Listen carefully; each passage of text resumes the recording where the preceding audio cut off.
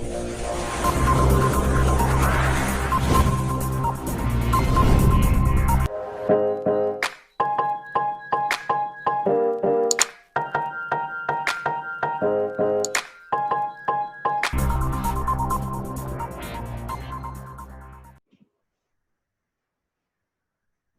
मैं हूं अरुणेश कुमार।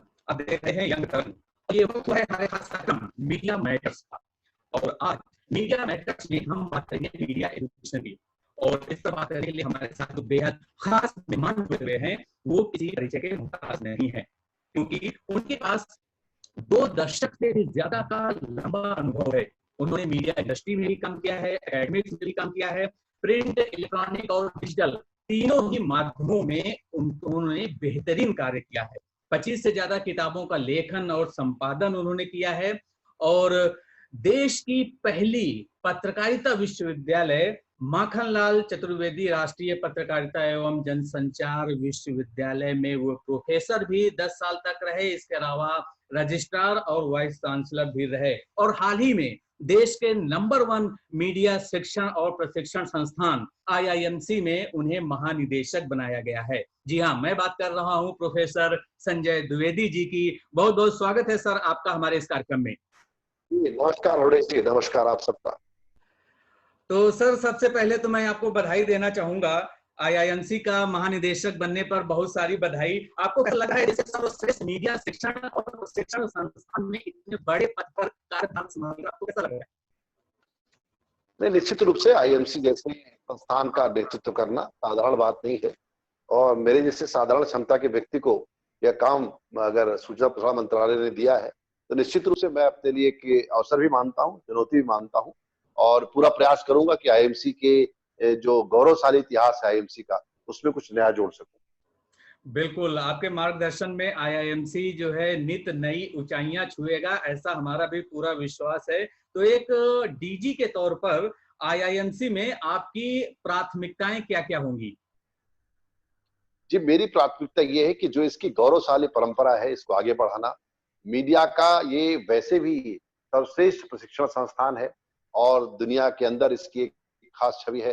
भारत में भी इसे बहुत सम्मान की दृष्टि से देखा जाता है। इस सम्मान में वृद्धि करना, कुछ जोड़ पाऊं इसमें, जो कुछ है पुराना हमारे पास वह तो है ही, इसमें कुछ जोड़ पाऊं, कुछ अच्छा कर पाऊं और इसको भारतीय भाषाओं के शिक्षण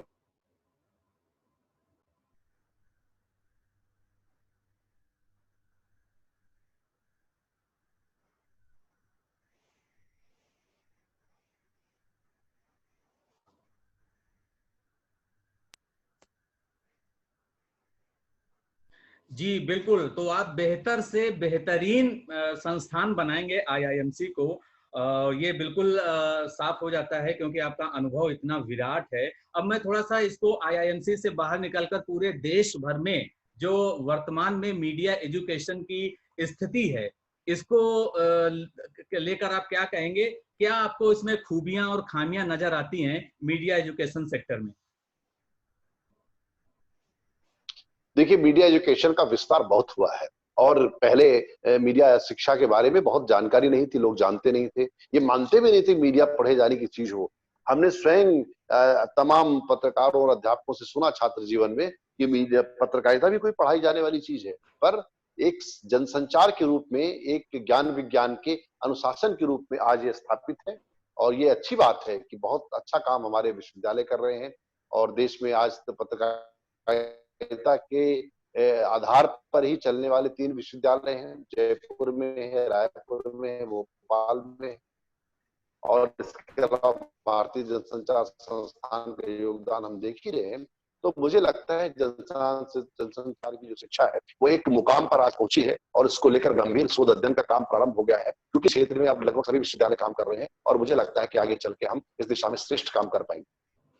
बिल्कुल, लेकिन एक बार सवाल सर ये भी उठता है कि मीडिया एजुकेशन सेक्टर को लेकर के बहुत सारी खामियां हैं, जैसे कि पाठ्यक्रम में एकरूपता नहीं है।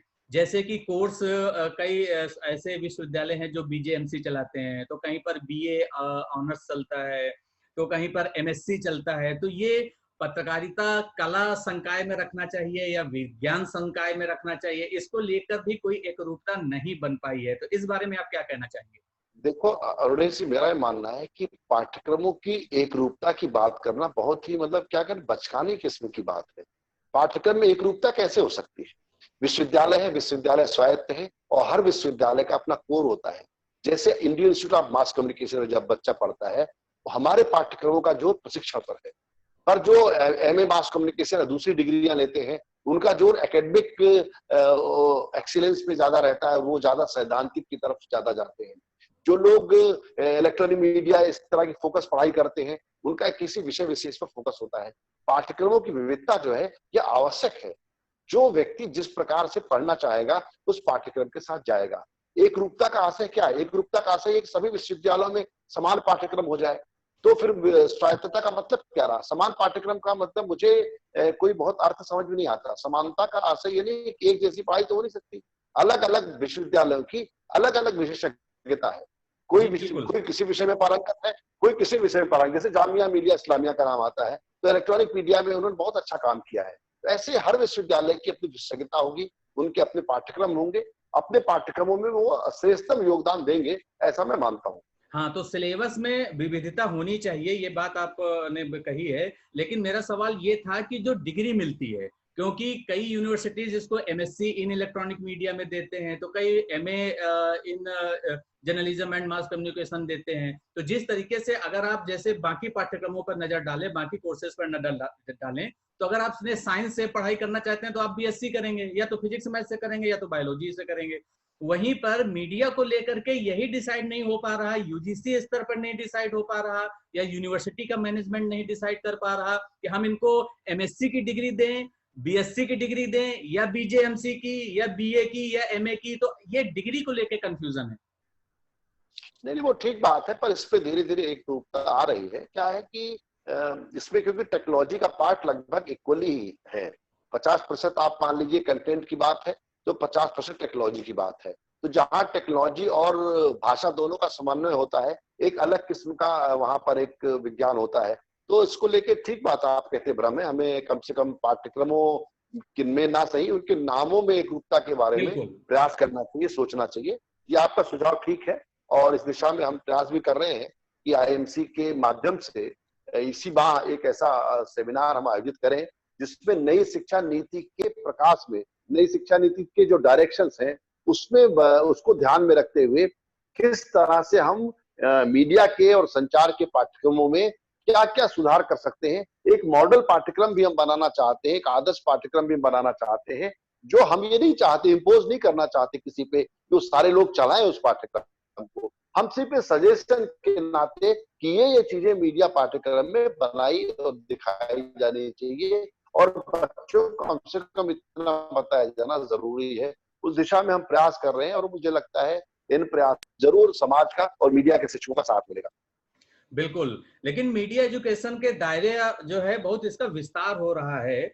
ऐसे में आपने देखा होगा कि प्राइवेट सेक्टर में भी बहुत से ऐसे मीडिया के इंस्टीट्यूट्स खुल गए हैं जिनके पास ना तो प्रॉपर इंफ्रास्ट्रक्चर है, ना तो अच्छे फैकल्टीज है, ना ही कोई प्लेसमेंट है, और ना ही मीडिया को लेकर कोई बहुत अच्छी लैब है उनके पास। एंकर और रिपोर्टर बनाने के नाम पर ऐसी बहुत से जो है इंस्टीट्यूट्स खुल गए हैं। तो ऐसे में आपको क्या लगता है कि मीडिया एजुकेशन को लेकर सरकार को थोड़ा सा, या एचआरडी मिनिस्ट्री को थोड़ा सा और सख्त होने की जरूरत है, और कोई रेगुलेटरी अथॉरिटी होनी चाहिए, जिस तरीके से बार काउंसिल ऑफ इंडिया है वकालत की पढ़ाई के लिए, या मेडिकल की पढ़ाई के लिए मेडिकल काउंसिल ऑफ इंडिया है, टीचर्स एजुकेशन के लिए एनसीटीई है। तो क्या उसी तरीके से मीडिया एजुकेशन सेक्टर के लिए कोई रेगुलेटरी अथॉरिटी मीडिया काउंसिल के नाम पे होना चाहिए या नहीं? इस पर आपके क्या विचार है? देखिए, मेरा मानना है कि रेगुलेटरी अथॉरिटी तो ठीक है, वो हो जाए, उस पर किसी को आपत्ति नहीं है। सरकार और यूजीसी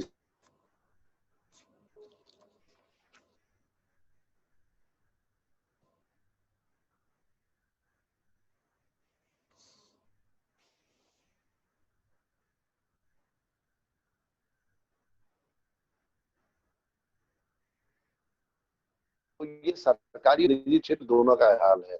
प्राइवेट में ये है कि वो पैसे लेके भी शिक्षा नहीं देते, सरकार में थोड़ी सी फीस कम लगती है, पर वहां भी संसाधन नहीं है। तो संसाधनों के बारे में भी गौर करना पड़ेगा कि हम अपने बच्चे को आखिर क्या दे रहे हैं। तो विद्यार्थियों के हित में श्रेष्ठतम करने की आवश्यकता है, क्योंकि मीडिया एजुकेशन एक ऐसी पढ़ाई है जो सिर्फ सैद्धांतिक के आधार पर नहीं चल सकती। यहाँ बच्चे को प्रैक्टिकल नॉलेज हासिल करना बहुत जरूरी है, क्योंकि यहाँ जिस दिन वो फील्ड के अंदर जाता है उसी दिन उसे डिलीवर करना पड़ता है, उसी दिन उसको लिख के बना के बताना पड़ता है, वीडियोस बनाने पड़ते हैं, खबरें लिखनी पड़ती हैं, करके दिखाने वाला वो है।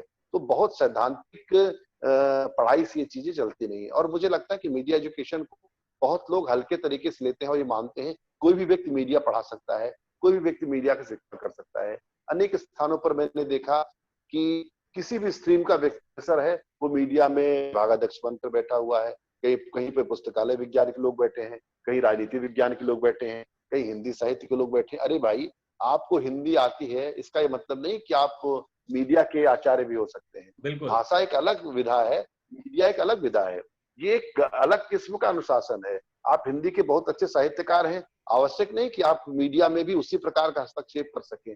तो एक विशेष अनुशासन है, इस विशेष अनुशासन के लिए विशेष दक्षता और विशेष प्रशिक्षण की आवश्यकता है। और मुझे लगता है कि आईएमसी अपने आप में एक रोल मॉडल है कि किस तरह से मीडिया एजुकेशन को नीचे तक लेके जाना चाहिए और कैसे करना चाहिए। तो मुझे लगता है कि एक बार हम चाहेंगे, मीडिया के जुड़े हुए जो शिक्षक हैं वो विचार करेंगे कि किस प्रकार का हमारा पाठ्यक्रम हो ताकि बच्चों के साथ न्याय हो सके। देखिए, ये सारा सरंजाम, ये सारे विश्वविद्यालय, इतने विद्यालय बने हुए हैं, हमारी यही संस्थाएं हैं, वो सिर्फ इसलिए हैं कि हम विद्यार्थियों को कुछ दे सके। अगर हम कुछ दे नहीं पा रहे हैं तो हमारी इस उपस्थिति का मतलब क्या है? तो मुझे लगता है हमें ज्यादा न्यायपूर्ण, ज्यादा व्यवहारिक होना पड़ेगा अपने एजुकेशन को लेकर। बिल्कुल, ये आपने बड़ी बात कह दी है कि जो कई ऐसी विश्वविद्यालयों में अभी भी है कि जो जर्नलिज्म और मीडिया के मास कम्युनिकेशन के कोर्सेज चलाए जा रहे हैं, या तो वो हिंदी विभाग के अंतर्गत चलाए जा रहे हैं या अंग्रेजी विभाग के अंतर्गत चलाए जा रहे हैं, और वहाँ पर इन्हीं दोनों भाषाओं के जो प्रोफेसर्स हैं उन्हीं का बोलबाला है। मीडिया सेक्टर से जुड़े हुए लोग उतने वहाँ पे फैकल्टी के तौर पर नहीं है। अब मैं एक स्टेप पे आगे बढ़ता हूँ। मेरा अगला सवाल जो ये है कि ऐसा माना जा रहा है आजकल, क्योंकि जब जो मैंने इंडस्ट्री में काम किया, जो मैंने सीखा, तो वहां पर जब आप न्यूज रूम में जाते हैं तो ये बोला जाता है कि क्लासरूम में जो आपने पत्रकारिता की बड़ी बड़ी बातें सीखी हैं, पत्रकारिता की पढ़ाई की है, तो उसको वहीं तक छोड़ दीजिए। अब आप न्यूज रूम के व्याकरण के हिसाब से अपने आप को ढालिए, तभी आप एक सक्सेसफुल जर्नलिस्ट बन पाएंगे। तो यहाँ पे सवाल ये उठता है कि क्लासरूम से न्यूज रूम, इनके बीच में आप एक रूपता कितना देखते हैं, और अगर इन दोनों के बीच में दूरियां बढ़ रही हैं तो एक कैसे एक पुल बनेगा दोनों के बीच में, सामंजस्य कैसे बैठेगा? क्योंकि मीडिया इंडस्ट्री और मीडिया एकेडमिक्स दोनों को एक दूसरे की जरूरत है। लेकिन अगर आप इंडस्ट्री में जाते हैं, आपको मीडिया लॉज और इथिक्स आपको कहा जाता है साइड लाइन में रखिए, तो ऐसे में जो अच्छी जगह से पढ़ाई करके जो स्टूडेंट आया है वो इंडस्ट्री में कैसे सर्वाइव कर पाएगा? देखिए, अपने एक तो बात यह है कि कभी भी जो एजुकेशन होती है, एजुकेशन में हमेशा ये ध्यान रखा जाता है कि उसका सैद्धांतिक पक्ष क्या है। एजुकेशन में जो व्यवहार में जो घट रहा है, क्योंकि व्यवहार में सब कुछ अच्छा ही नहीं घट रहा है, व्यवहार में बहुत सारी बैड प्रैक्टिसेस भी हो रही है। एक शिक्षक के नाते हम उन बैड प्रैक्टिसेस को क्लास में नहीं पढ़ा सकते। जैसे फेक न्यूज है, पेड न्यूज है, खबरों को खींचना है, खबरों को तानना है, खबरों को प्लांट करना है, खबरों को कलर करना है, ये हम अपने बच्चे को नहीं पढ़ा सकते, क्योंकि क्लासरूम की एक मर्यादा है, शिक्षक की एक मर्यादा है। शिक्षक तो उसे व्यवहारिक और सैद्धांतिक प्रशिक्षण ही दे सकता है, उसको न्यूज रूम में चलने वाली बैड प्रैक्टिसेस के बारे में नहीं बता सकता, क्योंकि एक लिमिटेशन है हमारी। दूसरी बात आपने कही कि मीडिया में इस तरह का वो गैप है, गैप नहीं है। कभी भी आप देखेंगे एजुकेशन हमेशा थोड़ा पीछे चलती है, इंडस्ट्री हमेशा थोड़ा आगे चलती है। इंडस्ट्री में चीजें जल्दी ज्यादा होती हैं, जैसे इंडस्ट्री में शायद जल्दी जल्दी सॉफ्टवेयर चेंज हो जाए, जल्दी जल्दी टेक्नोलॉजी चेंज हो जाए, शायद संस्थान उतनी तेजी से अपने को ना बदल पाए। वो जरूर एक गैप दिखता है कि हमें भी अपडेट रहने की जरूरत है और अपने संसाधनों को अपडेट करते रहने की जरूरत है, इंडस्ट्री के साथ कदम ताल करने की जरूरत है। कम से कम हम सैद्धांतिकी के मामले पर तो इंडस्ट्री का मुकाबला नहीं कर सकते, पर टेक्नोलॉजी का जो सवाल है उसे हल कर सकते हैं। कम से कम हम अपने बच्चों को उच्चतम टेक्नोलॉजी के साथ या जो प्रयोग हो रही टेक्नोलॉजी उसके साथ सफर करना सिखाएं, ताकि वहां पर जाकर उसको बहुत ज्यादा भौचक्का ना होना पड़े, उसको लगे हम किसी नई दुनिया आ गए हैं। वो एक करने की जरूरत है। बिल्कुल, आपने टेक्नोलॉजी की बात की और टेक्नोलॉजी ड्रिवन जर्नलिज्म आजकल हो रहा है, लेकिन मैं एडिटोरियल की बात करना चाहूंगा। जब हम क्लासरूम में उनको बच्चे को पढ़ाते हैं कि आपको बायस्ड नहीं होना है, किसी भी पार्टी विशेष के पक्ष में या विपक्ष में नहीं लिखना है, हकीकत जैसी खबर वैसी, और आपको जो भी स्टोरी से जुड़े हुए पक्ष हैं सबको बराबर का महत्व देना है। अब वही स्टूडेंट इंडस्ट्री में जाता है, किसी चैनल में जॉब करता है, उसके जो आउटपुट हेड हैं या जो भी उसके सीनियर लोग हैं वो कहते हैं कि नहीं, इस स्टोरी को इस एंगल से लिखिए। तो जरा सोचिए उस स्टूडेंट के मनोदशा पर क्या प्रभाव पड़ेगा। तो ऐसे में वो तो कह सकता है ना कि मुझे तो क्लासरूम में ये पढ़ाया गया था कि नहीं, आप बिल्कुल बायस्ड नहीं होंगे, और आप कह रहे हैं कि स्टोरी को ऐसे नहीं ऐसे लिखिए। तो जो एक तनाव होता है उसके मन में, वो कैसे दूर होगा? देखिए, मेरा मानना है कि ज्यादातर ऐसा नहीं है। कि अगर मानिए कि कुछ चैनल्स में ऐसा होता भी है तो मेन स्ट्रीम में नहीं है। दूसरी बात, जब आप एक जॉब में होते हैं और न्यूज में एंगल दिया जाता है, एंगल देने का मतलब नहीं है कि वो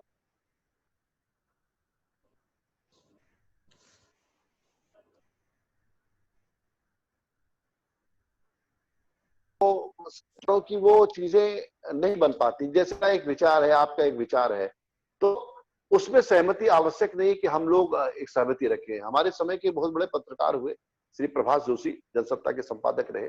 वो कहा करते थे पत्रकार की पॉलिटिकल लाइन हो कोई समस्या नहीं है, पर पत्रकार की पार्टी लाइन नहीं होनी चाहिए। क्या नहीं, उसको राजनीतिक दलों के प्रति जो आग्रह, उसे बचना चाहिए। मुझे लगता है कि आज का समय थोड़ा कठिन समय जरूर है, जिसमें लोगों ने अपनी राजनीतिक जो प्रतिबद्धताएं हैं उसको बहुत प्रकट रूप में उजागर कर दिया है। वो चाहे चैनलों में बैठने वाले राजनीतिक विश्लेषक हो, पत्रकारों की तो छोड़िए, जो राजनीतिक विश्लेषक के नाम पे लोग चैनलों पर बैठते हैं, वो पार्टी प्रवक्ताओं को शर्मिंदा कर देते हैं, वो पार्टी प्रवक्ता का ही काम करने लगे हैं। तो ये स्थितियां थोड़ी गंभीर जरूर हैं, पर मुझे लगता है कि धीरे धीरे जो जैसे जैसे लोकतंत्र हमारा परिपक्व होगा और हम चीजों को समझने की तरफ ज्यादा वस्तुनिष्ठ तरीके से चीजों को विश्लेषित कर पाएंगे, तो ये स्थितियां बदल जाएंगी। बिल्कुल, यानी आप कहीं न कहीं सकारात्मक हैं, लेकिन आजकल तो आरोप ये भी लगने लगा है ना कि पत्रकार भी पक्षकार बन गए हैं।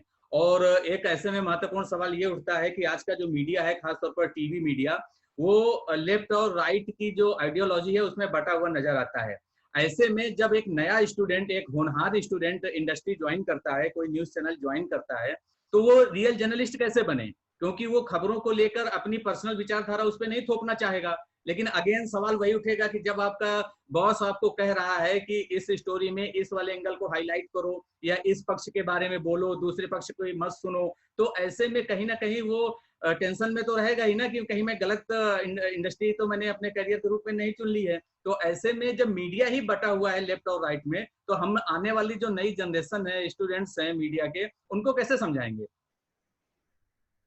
निश्चित रूप से ऐसी स्थितियां हैं तो दुखद है। और जर्नलिज्म का काम लेफ्ट राइट का नहीं है। जर्नलिज्म का काम जो है दरअसल सत्यान्वेषण है, सत्य का अन्वेषण करना है, तथ्यों के साथ अपनी बात सच्चाई के साथ रखना। और मूल बात यह है कि आपका जो सबसे बड़ा वो परीक्षा की या कसौटी सबसे बड़ी आपकी है, वो जन पक्ष करता है। अगर आप जनता के सवालों के साथ नहीं खड़े हैं, जन के साथ नहीं खड़े हैं, देश के साथ नहीं खड़े हैं, तो मुझे लगता है ये चिंता की बात है। और मैं दूसरी बात और इसी कहना चाहता हूं कि ये जर्नलिज्म की समस्या नहीं है, जर्नलिज्म में घुस आए एक्टिविस्टों की समस्या है। बिल्कुल। जब तक जर्नलिस्ट यहाँ पर एक्टिव था तब तक इस तरह की शिकायत नहीं आई। आज समस्या ये है कि जर्नलिस्ट के वेश में एक्टिविस्ट आज जो है जर्नलिज्म के मंच पर सक्रिय हो गए हैं। एक्टिविस्ट कोई बुरी चीज नहीं, अच्छी चीज है, पर जब वो मीडिया के मंच का दुरुपयोग करता है तो तथ्यों का अपने हिसाब से अनुकूलन करता है, तथ्यों के हिसाब से अपने हिसाब से व्याख्या करता है, अपनी विचारधारा को स्थापित करने का प्रयास करता है। तो जो ये एक्टिविस्ट घुस आए हैं जर्नलिज्म के रूप में, उन्होंने शायद जर्नलिज्म को ज्यादा नुकसान पहुंचाया है। उससे पूरे जर्नलिज्म की प्रतिष्ठा खराब हुई है, उसकी प्रामाणिकता विश्वसनीयता पर सवाल उठने शुरू हुए हैं। इसलिए मेरा निवेदन है कि जिन्हें एक्टिविज्म करना है वे कम से कम जर्नलिज्म का मार्ग छोड़ दें, वे जर्नलिज्म का मंच छोड़ दें। एक्टिविज्म के लिए पूरा समाज पड़ा है, जाए समाज में संघर्ष करें और लगाएं, पर जर्नलिज्म के मंच का मिसयूज न करें। ऐसा मैं उनसे निवेदन करना चाहता हूं। बिल्कुल बिल्कुल, आपने बड़ी बात कही दी है कि या तो आप जर्नलिस्ट बन जाइए या तो आप एक्टिविस्ट बन जाइए, दोनों का घालमेल मत कीजिए। अब मैं इससे एक अगला जो सवाल है मेरा वो ये है कि अभी कोरोना का काल है, संकट काल है। ऐसे में बहुत हर एक सेक्टर पर कोरोना का बहुत बुरा प्रभाव पड़ा है, मीडिया पर भी बहुत बुरा प्रभाव पड़ा है। बहुत से लोगों को जो है अलग अलग मीडिया संस्थानों में जो नौकरी करते हैं उनकी जॉब चली गई है।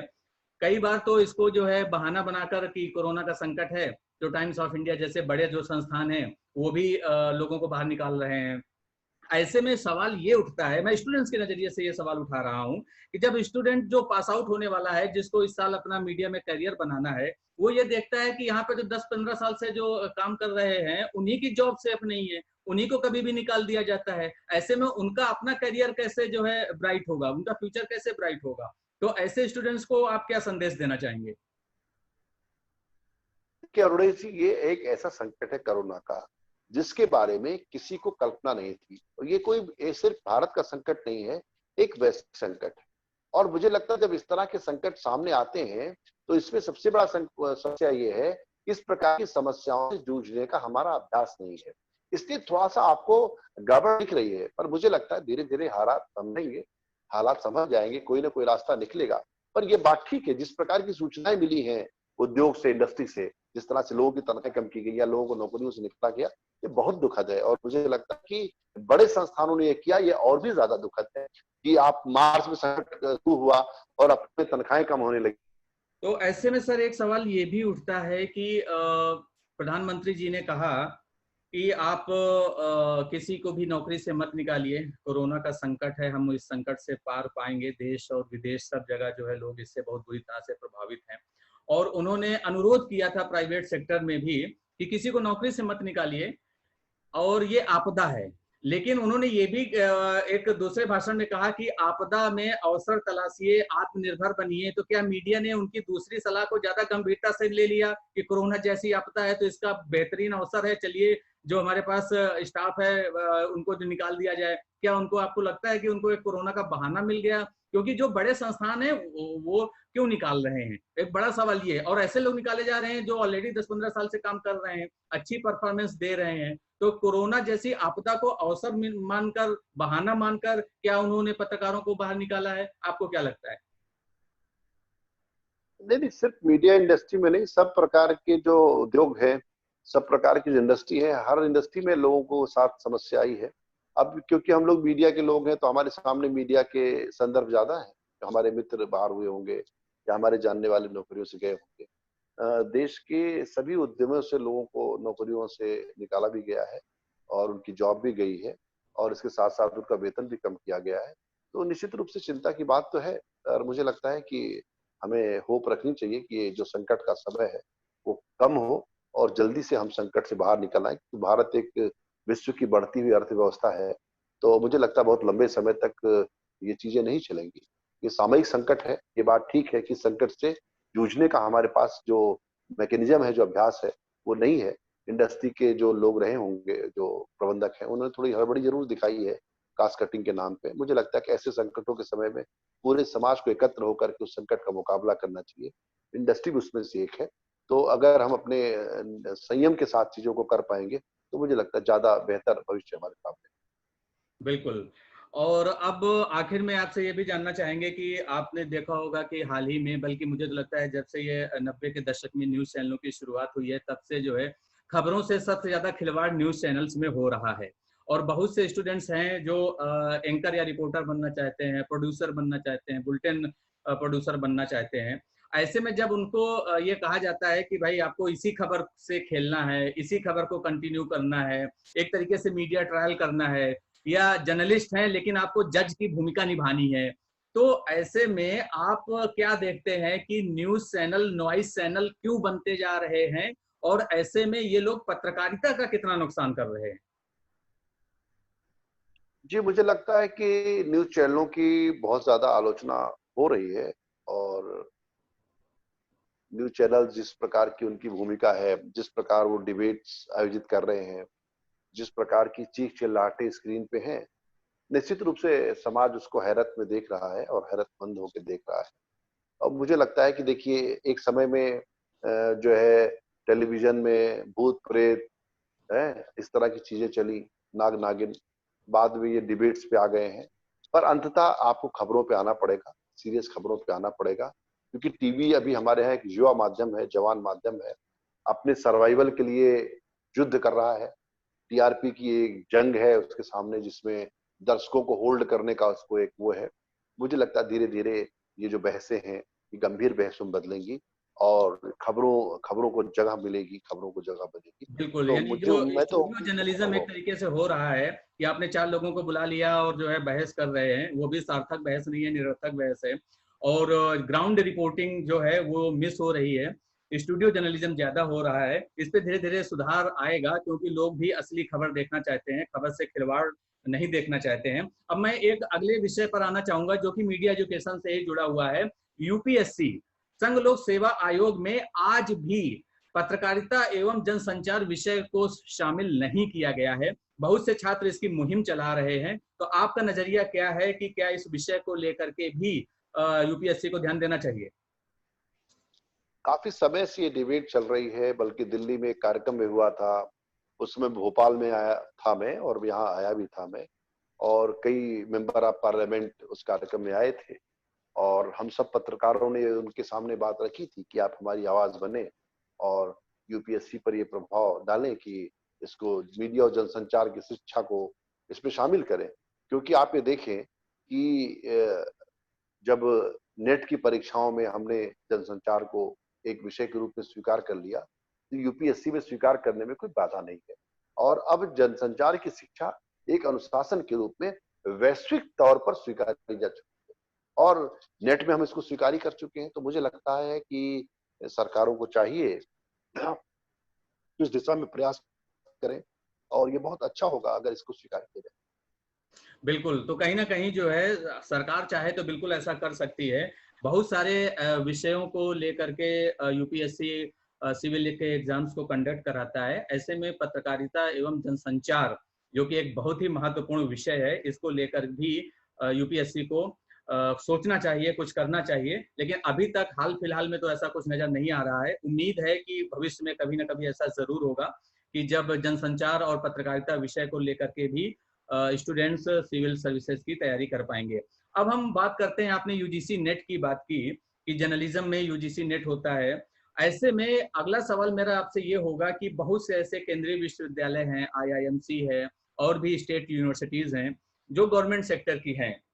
वहां पर इस बात को लेकर के कि हमें यूजीसी नेट और पीएचडी कैंडिडेट को प्राथमिकता देनी चाहिए या जिसने इंडस्ट्री में 10-15 साल 20 साल काम किया है उसको प्राथमिकता देना चाहिए, क्योंकि ये प्रोफेशनल कोर्स है। तो मीडिया फैकल्टी के सिलेक्शन प्रोसेस को लेकर आप क्या कहना चाहेंगे?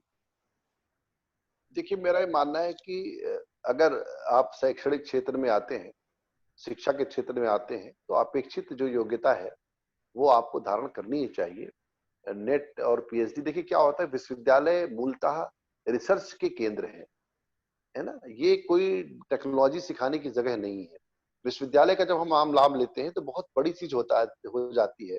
विश्वविद्यालय उच्च शिक्षा के केंद्र है, यहाँ पर रिसर्च मस्ट है। अगर आप रिसर्च करते हैं तो अपने अनुशासन को और आगे ले जा सकते हैं। तो अनुभव काउंट होना चाहिए, अनुभव के काउंट होने में बुराई भी नहीं है।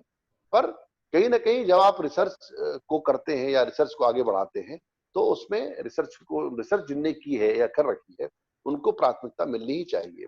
तो मेरा ये मानना है कि जब आप विश्वविद्यालय में और उस शिक्षा के क्षेत्र में प्रवेश करते हैं, तो वहां पर आपको जरूर उन लोगों को महत्व देना पड़ेगा जिन्होंने रिसर्च की है। एक कॉम्बिनेशन हो सकता है प्रोफेशनल्स का और रिसर्चर्स का, पर अंततः जो प्रोफेशनल है उसको भी आकर के जब उस शिक्षा के क्षेत्र में आता है, प्रोफेशन को छोड़ के, उसको भी रिसर्च में उसका अभ्यास होना चाहिए। तो मेरा ये मानना है कि आपका अनुभव कहीं बाधक नहीं है, पर आपने अगर रिसर्च का अभ्यास कर रखा है तो आप अपने विद्यार्थियों के लिए, उस संस्था के लिए ज्यादा उपयोगी होंगे, क्योंकि उस शिक्षा का क्षेत्र है। यहाँ सिर्फ टेक्नोलॉजी नहीं सिखाई जाती, यहाँ सिर्फ सूत्र नहीं सिखाई जाते, बल्कि अंततः आपका उद्देश्य होता है अच्छे रिसर्च को सामने लाना। और आज देखिए हमारी हालत क्या है, उस शिक्षा का हमारा इतना बड़ा सब सरंजाम है, पर रिसर्च के क्षेत्र में हम कहाँ हैं? वैश्विक मानकों पर हम क्यों नहीं आगे आ पा रहे हैं? क्योंकि हमारे रिसर्च पर फोकस ही नहीं है। तो हमने लोग तो खूब खड़े कर दिए हर क्षेत्र पे, पर रिसर्च हमारी जिस तरह की है, या रिसर्च के जो हमारे हालात हैं, उसके नाते हम वैश्विक मानकों पर एक खड़े नहीं उतर पा रहे हैं। बिल्कुल, ये आपने एक बड़ी बात कह दी, लेकिन साथ में हमें इंडस्ट्री के महत्व को भी ध्यान में रखना चाहिए। और आप नेट और पीएचडी करें अगर आपको एकेडमिक्स में आना ही है। अब यहाँ पर एक सवाल ये भी उठता है कि मीडिया रिसर्च की हमारे देश में क्या स्थिति है, क्योंकि बहुत से जो कोर्सेज चलते हैं, अगर बड़े यूनिवर्सिटीज की बात छोड़ दें, आईआईएमसी जैसे संस्थान की बात छोड़ दें, तो रिसर्च पे उतना फोकस नहीं होता है। वो टेक्नोलॉजी पे होता है कि आप शॉर्ट टर्म कोर्स कर लीजिए, वीडियो एडिटिंग का वीडियो एडिटर बन जाएंगे, एंकरिंग और रिपोर्टिंग का कोर्स कर लीजिए, एंकर बन जाएंगे। आप क्या देखते हैं कि मीडिया रिसर्च में करियर की कितनी संभावनाएं हैं और उसको लेकर के एक स्टूडेंट्स को क्या क्या ध्यान में रखना चाहिए? मुझे लगता है रिसर्च की ही बहुत संभावनाएं इस समय खुल गई हैं। बिना रिसर्च के ना आप चुनाव लड़ सकते हैं, ना कैंपेन कर सकते हैं, कुछ भी नहीं कर सकते। रिसर्च तो जनसंचार के मूल पिंड में है, क्योंकि इसमें जनभावना को समझना, जनता की आवश्यकता को समझना, उसके अनुरूप नीतियां और कार्यक्रम बनाना, उसके अनुरूप विज्ञापन बनाना, उसके अनुरूप रणनीतियां बनाना, हर प्रकार की रणनीति निर्माण के पहले जब सरकार बजट एलोकेशन करती किसी कार्यक्रम के लिए तो रिसर्च लगती। तो मुझे लगता है रिसर्च जो हो रहे हैं उन्हें जनोपयोगी बनाया जाना चाहिए। रिसर्च का रिश्ता होना चाहिए समाज से, रिसर्च उपयोगी होनी चाहिए समाज के लिए। बार बार उन्हीं विषयों पर रिसर्च करके हम क्या हासिल कर रहे हैं? तो मेरा मानना है नए विषयों पर रिसर्च हो, उसका समाज को लाभ मिले, कि हमारे इस शोध का समाज को क्या लाभ मिलेगा। इस सोच से जो हमने 3-4 साल अपने जाया किए, उससे समाज को हम क्या दे रहे हैं, फाइंडिंग्स क्या हमारे पास है। तो मुझे लगता है शोध के क्षेत्र में नवाचारों की बहुत जरूरत है, नए विषयों पे काम करने की बहुत जरूरत है। बिल्कुल, आपने नए विषयों की बात की, तो आपको क्या लगता है कि पत्रकारिता के शिक्षण में, जैसे कि पर्यावरण पत्रकारिता है, मेडिकल जो स्वास्थ्य पत्रकारिता है, क्योंकि अभी तो कोरोना का संकट है, तो आपने देखा कि बहुत जगह जो है कवरेज अच्छी हो रही है, लेकिन नॉर्मल जब सिचुएशन होती है तो मीडिया बहुत ज्यादा एक्टिव नहीं रहता है स्वास्थ्य पत्रकारिता के प्रति या पर्यावरण पत्रकारिता के प्रति। तो क्या एजुकेशन सेक्टर में भी इन विषयों को पढ़ाया जाना चाहिए? निश्चित रूप से देखिए, कम्युनिकेशन की दुनिया बहुत बड़ी है। कम्युनिकेशन को हम बहुत सामान्य विषय के रूप में ना लें, क्योंकि आज हमारे जीवन के जितने भी परिप्रेक्ष्य हो सकते हैं उन सब में कम्युनिकेशन की जरूरत है। आज जैसे कोरोना का संकट है, आज हमें better health communication, better health communicators की जरूरत है। पर्यावरण का संकट, हमें एनवायरमेंटल कम्युनिकेशन पर बात करनी पड़ेगी। पॉलिटिकल इकोनॉमी के बारे में हम बात करते हैं, पॉलिटिकल कम्युनिकेशन के बारे में बात करते हैं। तो कम्युनिकेशन अपने आप विशेषज्ञता का क्षेत्र है और हर विषय में विशेषज्ञता की आवश्यकता है। तो मुझे लगता है जैसे जैसे ज्ञान ज्ञान के अनुशासन के रूप में मास कम्युनिकेशन स्थापित हो रहा है, इसकी जो विविध शाखाएं हैं वह भी मजबूत होंगी, स्थापित होंगी, और इसमें नए काम करने वाले लोग आएंगे। और मैं बहुत उम्मीदों से देखता हूं अपने नए विद्यार्थियों को, वो आ रहे हैं और बेहतर काम भी कर रहे हैं। बिल्कुल, तो आखिर में आप उन विद्यार्थियों को क्या संदेश देना चाहेंगे जो ट्रेडिशनल मीडिया के अलावा न्यू मीडिया या यूं कहें डिजिटल जर्नलिज्म में अपना फ्यूचर देखते हैं, अपना करियर बनाना चाहते हैं? ऐसे स्टूडेंट्स को आपका क्या संदेश होगा? ये आखिरी सवाल है सर। देखिए, मेरा मानना है कि एक विद्यार्थी को जो मीडिया या कम्युनिकेशन की दुनिया में आना आना चाहता है, उसको एक साथ भाषा और टेक्नोलॉजी दोनों को साधना पड़ेगा। देखिए, व्यक्ति आप भाषा में ही होते हैं, इसलिए सबसे पहली जरूरत मैं मानता हूं कि भाषा उसको बहुत सीखनी चाहिए। भाषा के लिए उसे बहुत स्वाध्याय करना चाहिए, क्योंकि अगर भाषा पे उसकी पकड़ है तो अभिव्यक्ति के अनेक माध्यम हैं, उसकी अभिव्यक्ति प्रभावी हो सकती है। क्योंकि टेक्नोलॉजी तो बदलती रहेगी समय के, आज जो टेक्नोलॉजी 2 साल बाद इस्तेमाल नहीं होगी, 4 साल बाद टेक्नोलॉजी इस्तेमाल नहीं होगी, टेक्नोलॉजी तो बदलती जाएगी। पर हमें अगर भाषा पर हमारी महारत हो गई, एक बार हम इस भाषा के उसको समझ गए, भाषा के उपयोग को समझ गए, भाषा के विभिन्न जो तल है उनको अगर हम समझ गए, तो मुझे लगता है कि हम एक बहुत अच्छे कम्युनिकेटर रूप में दुनिया के अंदर जाने जाएंगे और अपने कम्युनिकेशन से अपनी पहचान बना सकेंगे। बिल्कुल, इसलिए बहुत मेरा बहुत मानना धन्यवाद है सर आपका हमारे साथ स्कूल। जुड़ने के लिए। मीडिया मैटर्स प्रोग्राम में आज हमारे मेहमान थे डॉक्टर प्रोफेसर संजय द्विवेदी जी, जो आईआईएमसी के डायरेक्टर जनरल हैं। उन्होंने बताया कि किस तरीके से मीडिया सेक्टर में क्या हो रहा है, मीडिया एजुकेशन में क्या बदलाव होना चाहिए, मीडिया फैकल्टीज के सिलेक्शन प्रोसीजर को क्या ध्यान में रखना चाहिए, और इसके साथ ही उन्होंने रेगुलेटरी अथॉरिटी की भी बात की है। उम्मीद है आपको हमारा ये वीडियो पसंद आएगा। आप अपना फीडबैक हमें कमेंट बॉक्स में जरूर दें, साथ ही हमारे चैनल को लाइक, शेयर और सब्सक्राइब भी करें। आखिर में बहुत बहुत धन्यवाद संजय सर आपका हमारे इस कार्यक्रम मीडिया मैटर्स में जुड़ने जी के लिए। नमस्कार। नमस्कार। नमस्कार उड़ेश जी, आपने इससे बातचीत की, बहुत बहुत धन्यवाद आपका। नमस्कार। तो दोस्तों, अगले सप्ताह फिर होगी आपसे मुलाकात